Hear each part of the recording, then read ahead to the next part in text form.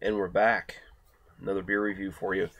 Early morning beer review, 7:15 a.m. I was going to do this last night, but I was too tired, so I decided to let it sit in the window and cool off a bit and pick it up the next morning. And so here we are. This is a new addition to the NSLC. There are a few new beers in my local NSLC now. If you've been watching my videos in slightly sequential order, you'd see that my brother and I did the two apple beers that are in the NSLC now, and they were both garbage. But there's actually some interesting ones. We finally got some Uncle Leo's product. We got the Uncle Leo's IPA, which I'm probably going to review later today at some point. We have the Sessionista Session Ale from... I guess it's like a session IPA from Boxing Rock. And we have the Dark Cream Ale from Hell Bay. So, very cool. I'm looking forward to getting to those. And we also have this, Goose IPA. Of course, this is Goose Island. 5.9% strong ale, 55 IBUs.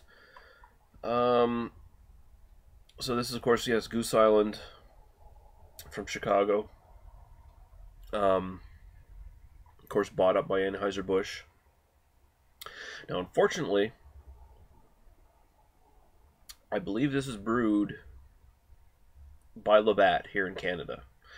This, it's been pretty much confirmed for me that that is what's going on here.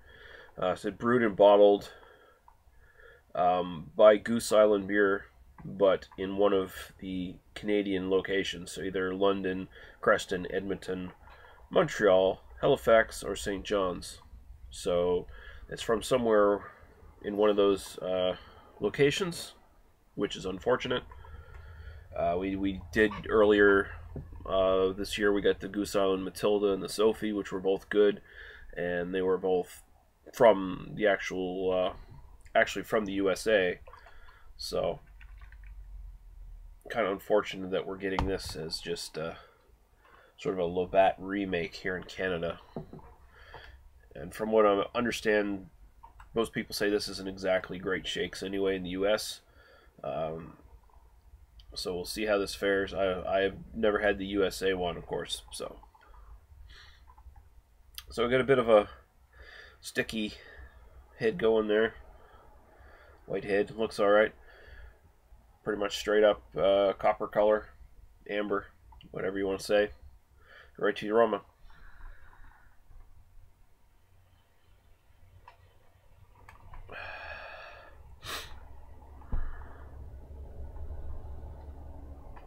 I'm getting predominantly the hops, but it's not a very distinct, pronounced hop smell. Kind of a leafy, maybe slightly citrus going on in the background, but it's not very strong. And I seem to be just getting a lot of like malty sort of grain character, like almost like a cereal grain kind of thing going on. It smells all right. That's the important thing, is that at least there is some hops spiking up there. I'd say maybe a very faint lemony lime sort of hop smell, I guess, is probably what's going on there, but it's not particularly strong. Yeah. I think it claims on the bottle it's supposed to be a citrusy hop. Bright citrus aromas. Okay, so, well, I wouldn't agree with that, but it is vaguely citric in quality, so. Go right to the taste, cheers.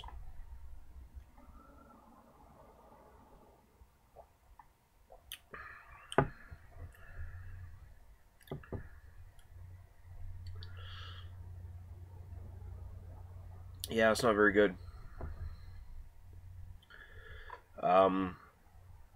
No real malt character. It's just sort of, again, a grainy cereal thing going on.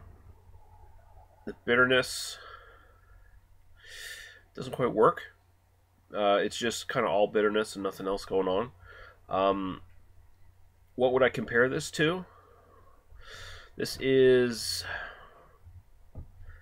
somewhat comparable to Garrison IPA, just a regular IPA. Similar hop character.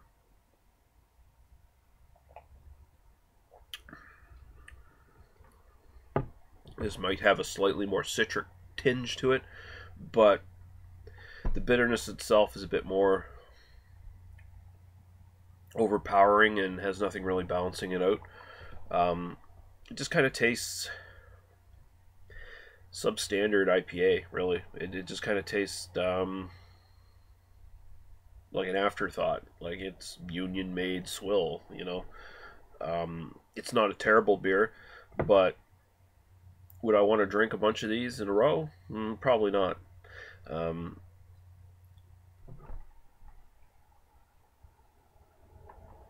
the body's pretty thin. I might be getting a little bit of maltiness in there, but still, it's not enough to balance. Yeah, it doesn't really have a good taste. It just, that hop taste doesn't work with this one. And it's weird because like I said, it does have sort of a similar hop taste to the Garrison, but I find the Garrison one much more drinkable. But this, I don't know, it's just kind of, oh, excuse me, just kind of astringent and unpleasant. So there you go. I don't know what it tastes like in the U.S., of course. Again, anyone who has had the USA version, just let me know in the comments what you actually think of this beer. Because from the looks of things, it's probably been basically cheapened or dumbed down. I don't know what they use in it. There might be adjuncts in this at this point. It's Anheuser-Busch, and it seems to me that this is probably one of the brands that they did fuck with. I guess they don't fuck with Sophie and Matilda. They don't fuck with some of the other specialties from Goose Island. They definitely don't screw with the Bourbon County. So, I mean, they still got that going for them. But from the sounds of it, they do mess with their regular stuff. So, cheapen it up. So, if that's the case, sad. What am I going to give it? Like I said, it's still drinkable. But it's just so run-of-the-mill and uninspiring, and really, I mean, although this is going to be a recommendation, it's, you know, a recommendation with an asterisk. Like, don't go in this expecting anything great, but it is drinkable, so I'll give it 3 out of 5. Why not? It's not terrible or anything. It's just not something I want to drink ever again. Okay, guys, Goose IPA, 3 out of 5. See you guys later. Bye-bye.